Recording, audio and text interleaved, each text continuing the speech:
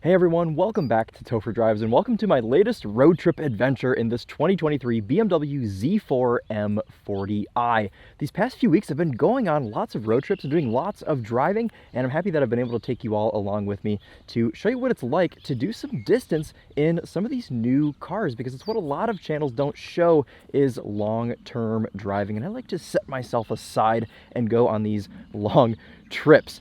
So anyways, what do you need to know about the Z4? Well, you're probably already familiar because this car has been out for a few years now, but basically it's the cousin of the Toyota Supra, with the Supra being the much more popular cousin. You don't really see these Z4s quite as often. They're all convertibles as opposed to the Supra being all hardtop, and these are all automatics, and you can actually have a 6-speed manual now in the Supra, which is another car that I did a road trip in already. So I already have some experience road tripping this platform. Under the hood, we have BMW's 3-liter B58 turbocharged inline 6. It makes 382 horsepower and 369 pound-feet of torque. In this Z4, it is mated to an 8-speed automatic transmission. It's rear-wheel drive, and it has a limited slip differential. None of this really matters for the road trip power-wise, but the B58 does matter because we've gotten some crazy fuel economy with these B58 powered cars over on the Daily Motor channel. This particular Z4 M40i is rated at 31 mpg on the highway, but I bet we're going to exceed that in today's road trip, even at speeds much higher than what the EPA tests at. So let's go over a few road trip essentials. Let's check out the trunk and you all can see what I'm taking with me. I'm headed down to Peoria, Illinois to see my buddy Sean at Kauth Mayeur. I'm going to film a few cars and be on one of their local news shows. So I figured what better car to take than a Thunder Night Metallic BMW Z4 to show up. Anyways, though, you've got room back here for probably, well, I don't know if I'd go as far. Well, you could probably do 3 of these suitcases, but as you can see, I fit quite comfortably back here with 1 suitcase and 1 camera bag. Pretty sizable boot, and the good thing about this is when you have the roof back, it doesn't intrude on your trunk space. It all just sits right here behind the 2 seats. So that's pretty good, pretty sufficient amount of room in the trunk, and be a good getaway car for 2. Okay, I don't know what I was going to say there. Anyways, let's close the trunk. We've got the 50th anniversary badges here on this particular Z4 M40i. It is an option. Taking a look in here into the interior of the car, we have these very nice black leather seats with Alcantara. These are an optional extra, and what I like the best is this little netting in the footwell. And this is going to sound hilarious, but I actually own a Z3 M Roadster, as I'm sure you all have seen, and it also has a little bit of netting in the passenger footwell, and it works to just keep little things like hand sanitizer or whatever. If you do have a passenger, which a lot of times when you take a road trip, you bring someone with you, so they've got a little place there to put their things, as well as door pockets and pretty soft surfaces for elbows. We'll get to that center console in a second once we actually get into the car. But overall, I have been really enjoying this Z4. I've been driving it now for just about a day, and I'm going to be spending, gosh, this is going to be like a 750-mile round trip.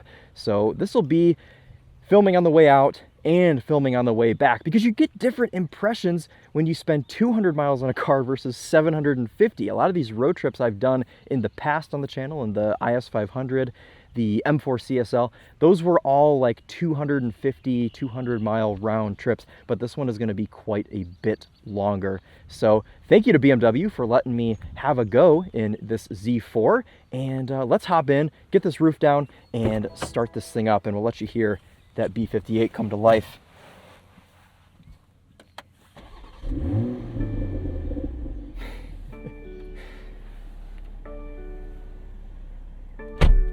There are many cars that have this powertrain, but not many cars with the B58 sound as aggressive as this Z4. Let's get this roof down.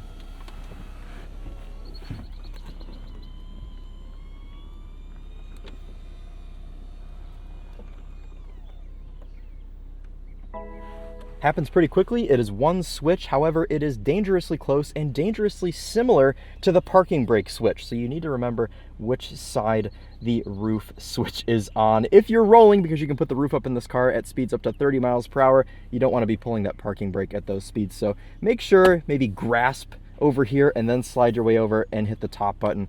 Don't ask me why I am giving you that advice. Okay, one thing I want to point out actually before we get on the road is this center console setup. So we have two cup holders here with the Z4, and we have a split folding armrest. You can see I've got my earmuffs in here just in case it gets blustery and I want you all to hear what I'm on about. But also in the console we have cup holders. So really this isn't a console at all. It's just a cover for the cup holders. I've got my water here with my ice.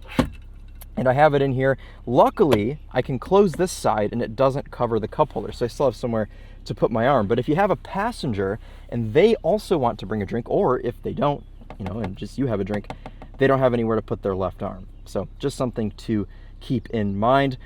We also have a pass-through here for skis or whatever else. They would probably come through and smash into the infotainment screen. But if you want to put something long here in the Z4, you are able to. And then we also have some netting that goes behind both seats where you can put some things like hats, GoPros, popcorn, and iPhone chargers. So pretty good amount of usable space actually all over this car. The only thing I'm not a huge fan of is this. However, I understand, because the only other place they could really put cup holders would be back here, and that'd be too far away.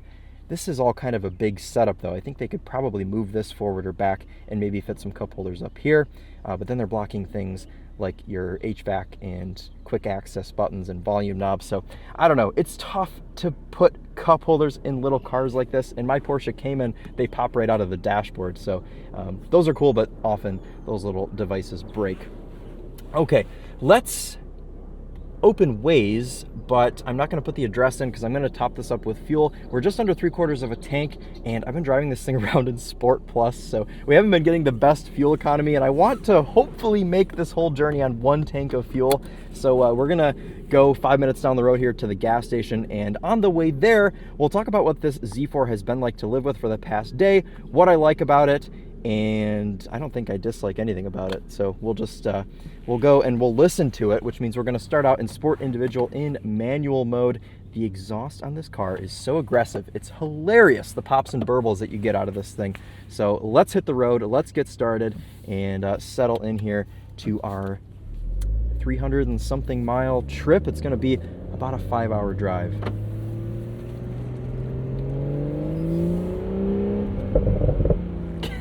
And that's nothing. They get much more aggressive than that.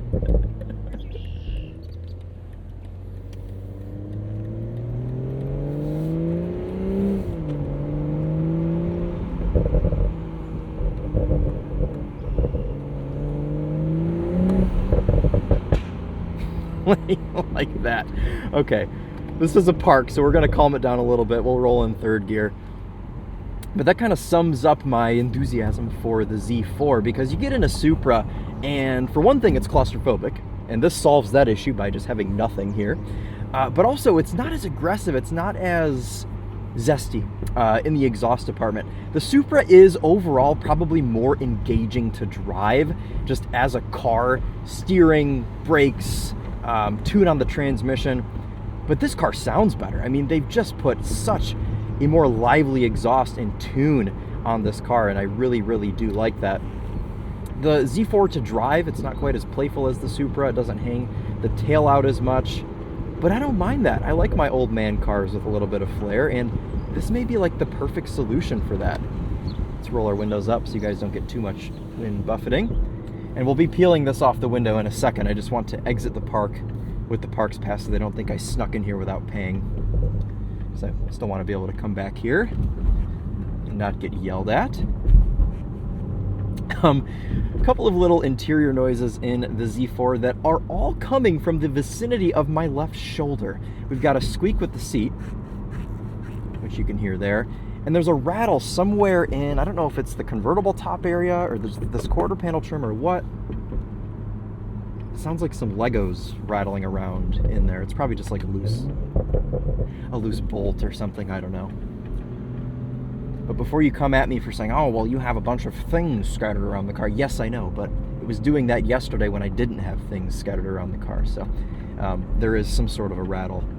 So this car is still on the older iDrive 7 technology, so infotainment and cluster screen, and I quite like it. It's funny, you get out of touch with this infotainment because so many of the new Beamers we drive have iDrive 8, and then you get in one with iDrive 7 and you think, oh man, we used to have it so nice and so simple. Oh man. All right, I'm gonna shut up for a second. We've got some good trees that we can echo off of here and just listen to this.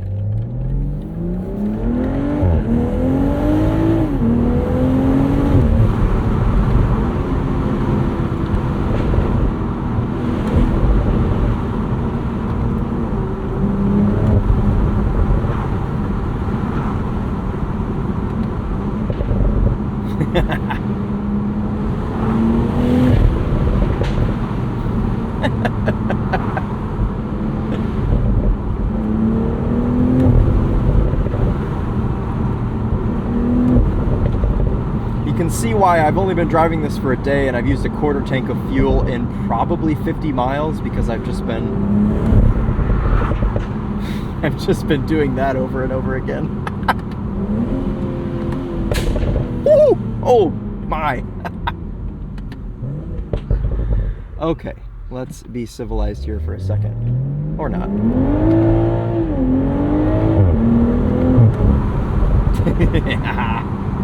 Yes, I love this car. So we could, drive around all day and make farting and popping noises. But what I really want to find out in this video is, can you road trip this Z4 comfortably? Because I like to think that solo bachelors and other sort of people that just want to have a car like this to enjoy, can they use it not only daily but also on long distance applications? Because cars like this haven't always been super usable, my Z3M Roadster being one of them that is not very comfortable to drive for more than an hour. The seats are hard, it's quite small inside, and it's just not really a car you want to spend a lot of time in. But now that cars are getting larger, more refined, isn't great for enthusiasts that just want something little to carve around in, but this Z4 may be a really good solution for somebody that wants something that they can use every day and on long distances. And if you're somebody that's buying a car like this, you may have a cottage up north or something that you want. I say this in Michigan talk. If you don't live in Michigan, I apologize. Up north is our way of saying anything above Midland, Michigan. And if you're unfamiliar with Midland, it's exactly where it sounds like it is. But a lot of people in Michigan have up north houses. We like to just say up north. We use the term loosely.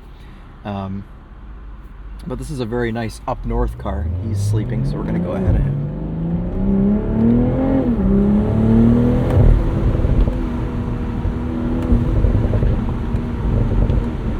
You can kind of trick it into doing more pops and burbles if you just kind of feather the throttle on down rev, and it'll just keep doing them forever.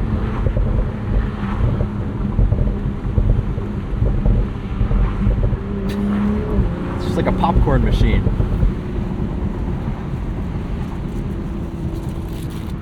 Oh, that's the wrong food. Hold on. Stand by. It's like a popcorn machine. See? No. Okay. Failed that one the first time, so we'll just make some more.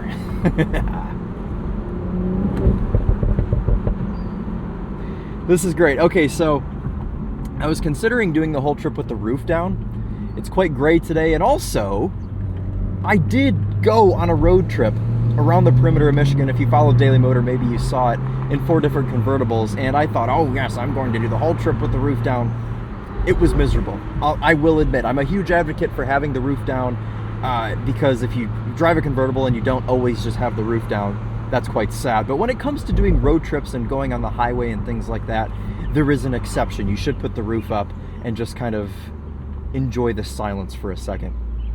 The grayness actually probably would help today because the sun wouldn't be killing me as much, but we're gonna rip with the roof up once we merge onto the highway. What I really like about this car, driving it in sport, is that it's not so harsh.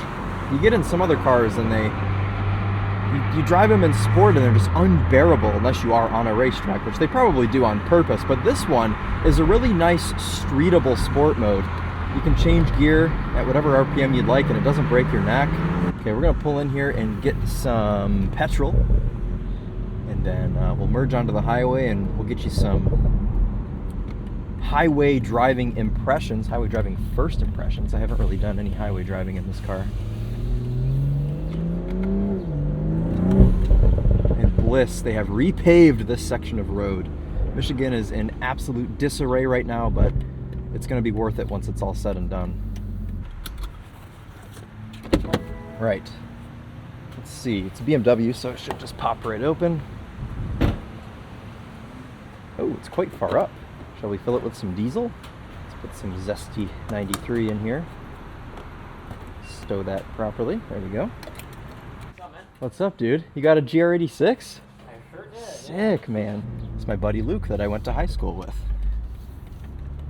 He's been driving around the same car for eternity, so I'm happy that he finally got himself into something nice. A GR86. The TheTopher would be proud.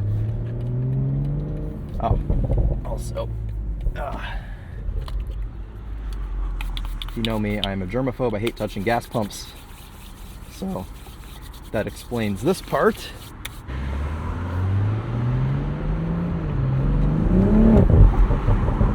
All right, we're going to put the roof up. It's gonna stay under 30 miles per hour. Sorry to the people behind me. I meant to do this while I was stopped.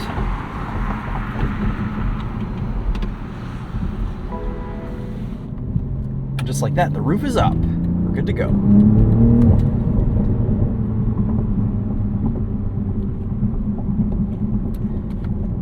All right, you know what? Let's merge in sport mode, and then we'll drop us down to Eco Pro and we'll start to do some cruising here.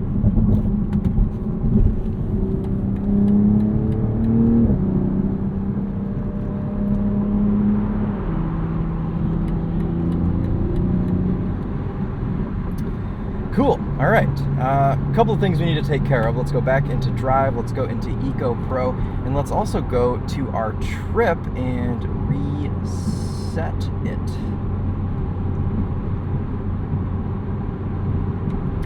Okay.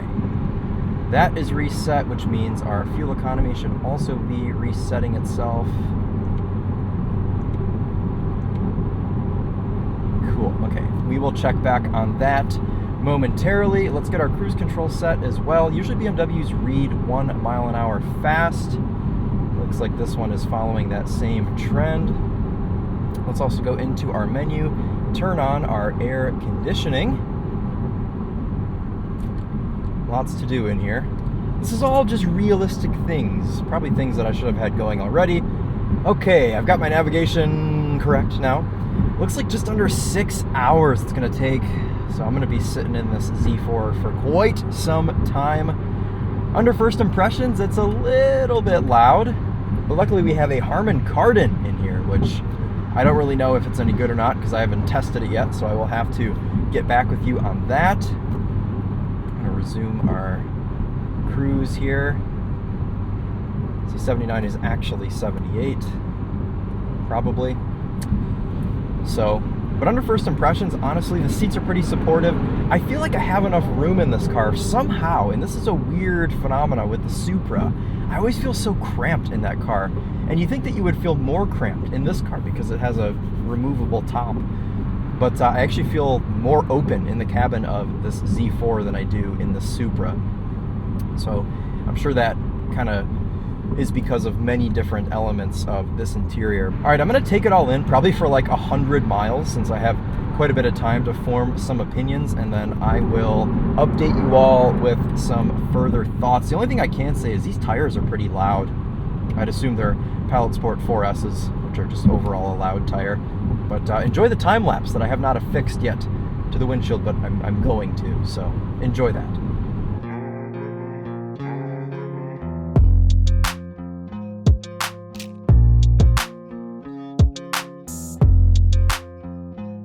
We're about 100 miles into this journey, and I just wanted to share some first impressions with you guys on how this thing has been like to cruise down the highway. Well, the first thing that's the most notable is the blind spots. And of course, you're going to get this with any convertible, anything with a soft top that simply doesn't have the ability to have a cutout right here in the corner. Luckily though, you do have blind spot monitors on this Z4, so that does help out quite a bit.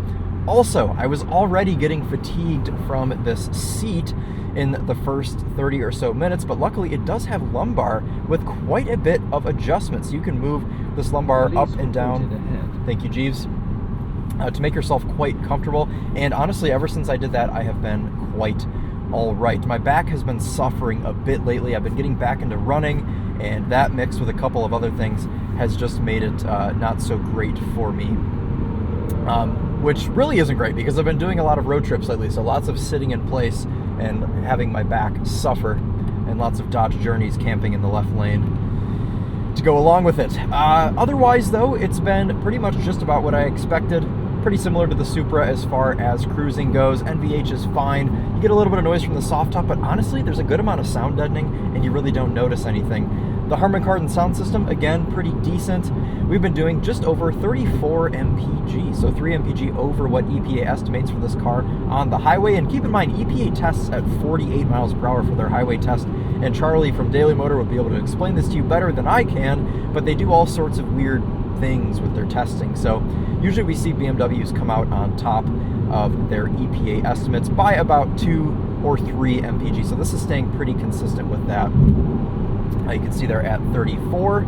I've been running in Eco Pro mode, which is still Eco Pro in this car. On the cars with iDrive 8, it's called Efficient now. I like Eco Pro better. It's a little more unique. So anyways, though, I'm just going to keep on rolling here, and I'll update you as I think of things, or just, you know, once we're close to Mr. Sean Benet at Kauth Mayeur, and we'll wrap up our first day impressions here in the Z4.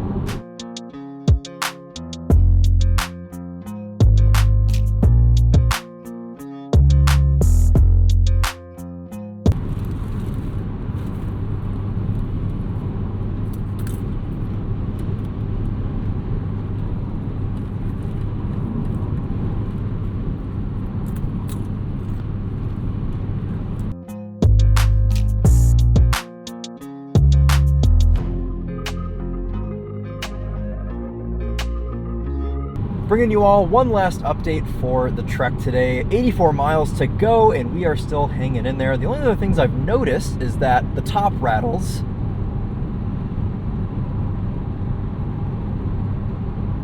I don't know if you can hear that through my audio or not, but it's like a rubbery sort of thing. I think it's because of all the temperature changes, because going around the lake by Chicago, it was 60 degrees. Thank you, Jeeves.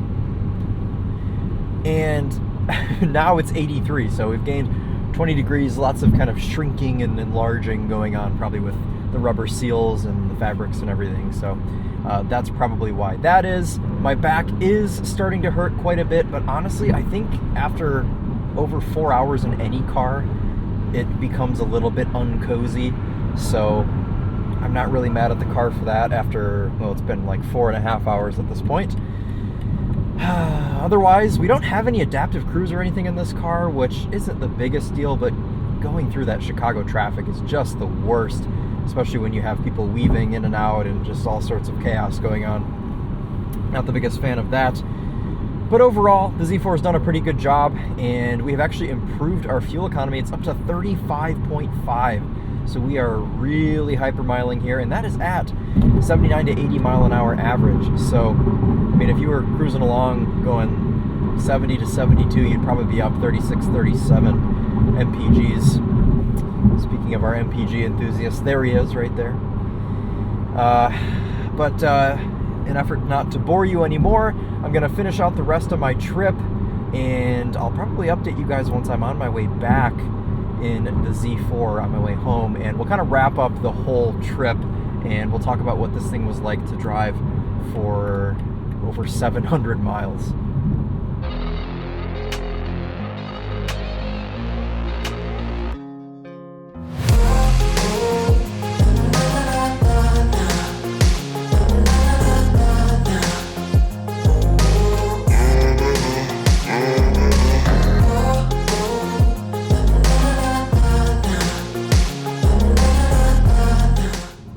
Well, I had a great weekend out at Kauth Mayeur in Peoria, Illinois. I drove some awesome cars that you all will see on the TheTopher and Winding Road magazine channels very soon. But I wanted to give you my final thoughts on spending almost 800 miles in this BMW Z4. And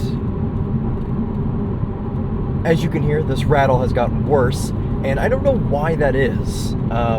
And I don't know what is actually going on in here, but I assume there's some sort of clip or something that's loose in this trim right here. I've narrowed it down to being in here. But anyways, let's not talk about silly rattles and things. Let's talk about what this car has been like to live with for 2 days and to put 800 miles on. And well, the short answer is it's excellent. I have really genuinely enjoyed my time in this car, and that is from both perspectives. That's from hypermiling this thing on the highway and still averaging 32 mpg, even after putting 80 miles on this car around the streets of Peoria in sport individual, in comfort, not an Eco Pro, and still being able to maintain this pretty high average mpg over our 750-ish mile trek.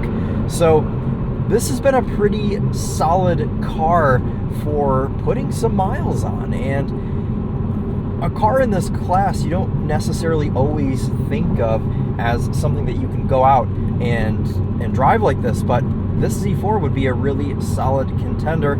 And having that B58 up front, having some creature comforts inside, really helped this car's case, and I would really argue in favor of having this car as a long distance cruiser or even just a all-round daily driver. The seats haven't made me super fatigued. I've got my lumbar support back here. We touched on that earlier in the video. And also something I wanted to talk about that I don't think I touched on earlier is the openness of the leg area. I just got back from a road trip in the Lexus IS 500, and while that car is larger than the BMW Z4, I felt more cramped in the driver's seat and the overall driver's compartment of that Lexus IS than I do in this BMW Z4. That is simply because of the design of the dashboard and the width of the leg section of this interior for the driver. I can actually kind of spread my legs out or pull them back here with my cruise control and have my knee over to the right, whereas in the Lexus, the dashboard kind of protrudes out to the side and you can only kind of have your leg in this position, not all the way up here. So it's nice that I have a good amount of room here in this Z4, being a 5'11" individual. I would say you probably don't want to own this car if you are over 6'5" or something like that. It may be a little bit tight for you, but I found that the headroom is actually pretty decent, and especially with the roof down, you have infinite headroom. But overall, this car has really exceeded my expectations, and I'm a big fan. It is $73,000. I don't know if I touched on that in the beginning. The problem with filming these two-part videos is that I go a couple of days in between filming and then I forget what I said in the intro, so forgive me if I already said this, but it's 73 grand.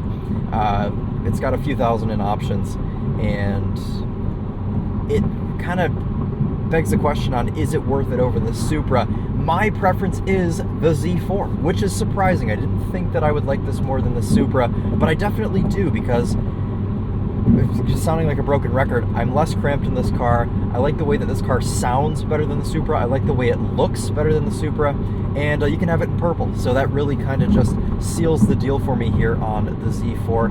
And it's just been a great experience overall these last few days, driving this car down, filming some really cool cars at Kauth Mayeur, and then heading back up. I've got 64 miles left, and I'll have some Shake Shack waiting for me at home. So it's been a good few days. I'm excited though to get back to reality, back home, edit some videos. I've got so many in my queue right now. There's a handful for the TheTopher, there's like 10 for Winding Road, and then we've got a few for TheTopher drives as well. So look forward to all of those. But that's gonna wrap it up for us today with the BMW Z4 road trip. Yes, it's road trippable. Yes, I would do it again if they could just figure out a couple of these interior rattles, which is tough with convertibles, I understand that. But if I'm paying $73,000 for a car, I can't have it rattling. That's just unacceptable. But otherwise, it's been a great car in every other respect. I have no other complaints, and super happy overall. So thank you all so much for watching. I hope you enjoy these road trip videos. Let me know if you do, or if you'd like to see any other sort of aspects to these road trip videos, if there are certain tests or certain points that you would like to see covered on things that matter to you on road trips, let me know. 32.7 mpg in mostly highway, some mixed driving. That's all been good. So again, thank you all so much for watching. That'll wrap it up for this one, and we'll see you next time. Take care.